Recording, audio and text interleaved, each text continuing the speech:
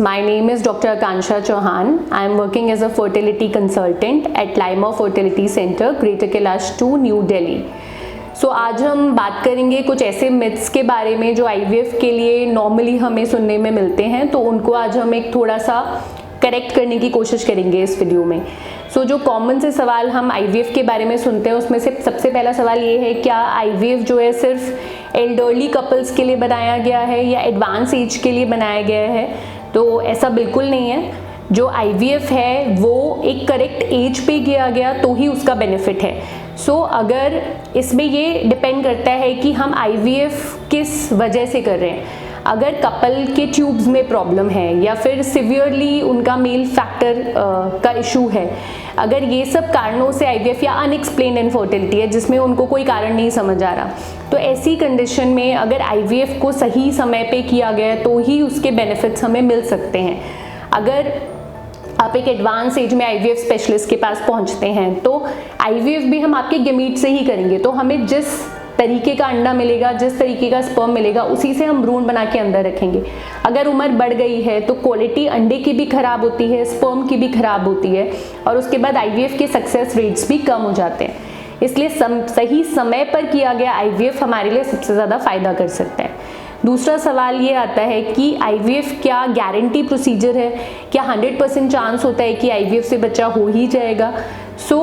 कोई भी ऐसा प्रोसीजर नहीं है जो हमें 100% गारंटी दे या प्रॉमिस करे कि उससे प्रेगनेंसी आ जाएगी।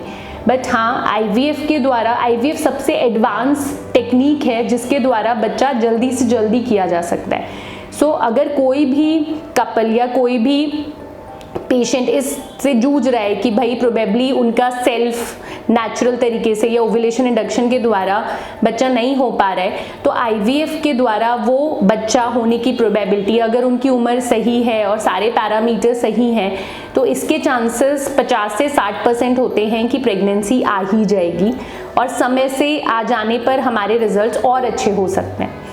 तीसरा पॉइंट है कि IVF से क्या हमेशा ट्विन प्रेगनेंसी ही होती है? तो ये भी बहुत बड़ा मिथ है, क्योंकि IVF ऐसा नहीं है कि ट्विन प्रेगनेंसी ही करेगा। IVF द्वारा ट्विन के चांसेस इसलिए बढ़ जाते हैं क्योंकि कई बार हम अपने सक्सेस रेट्स बढ़ाने के लिए और ये होने के लिए कि शायद 2 में से 1 भ्रूण जाके चिपक जाए, ये सोचकर जो फर्टिलिटी कंसल्टेंट है कई बार वो 2 भ्रूण बच्चेदानी में रखते हैं और अगर दोनों भ्रूण स्वस्थ होते हैं तो ऐसी सिचुएशन में ट्विन्स के चांसेस बढ़ जाते हैं। बट अगर हम टेक्निकली सोचें तो सिंगल एम्ब्रियो ट्रांसफ़र या एक बच्चा रखना आजकल के जो हमारा लाइफस्टाइल है, सिनेरियो है, उसमें सबसे बेहतर सिचुएशन है। तो एक बच्चा ही बच्चेदानी हमारी कैरी कर पाए और अच्छे से 9 महीने हम निकाल पाए, वो हमारा IVF सक्सेस सबसे अच्छा होता है। ट्विन्स के लिए चांसेस अगर हम 2 भ्रूण अंदर रखते हैं तो 15 से 20% चांस होता है कि ये ट्विन होंगे, 80% चांस होता है कि ये सिंगल प्रेगनेंसी ही होगी।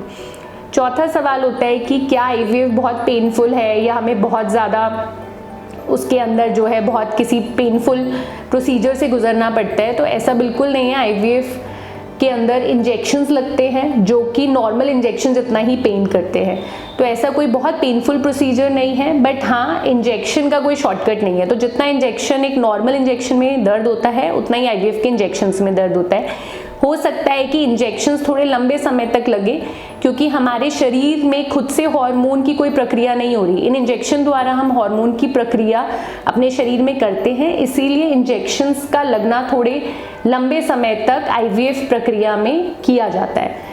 5वां सवाल जो एक आता है कि क्या IVF कराने के बाद या बच्चा रखने के बाद हमें बेड रेस्ट करना पड़ता है? तो ऐसा नहीं है कि आपको बेड रेस्ट ही करना पड़े। बहुत कॉमनली हमारे पास ऑफिस गोइंग हमारी फीमेल्स आती हैं जो मतलब कहीं ना कहीं प्रोफेशनली एक्टिव हैं, वो कहीं टीचर्स हैं, डॉक्टर्स हैं, अकाउंटेंट्स हैं, बैंक्स में हैं, मल्टीनेशनल कंपनीज में हैं, वो अपना ऑफिस जाते जाते जो है IVF कराती हैं। IVF कराने के बाद कोई लंबा बेड रेस्ट नहीं चाहिए होता है, बस आपको दवाइयाँ समय से खानी होती हैं, अपने इंजेक्शंस जो बताए गए हैं समय से लगवाने होते हैं और आप इजीली अपनी IVF प्रेगनेंसी कैरी कर सकते हैं और अपनी जर्नी बहुत स्मूथली प्लान कर सकते हैं।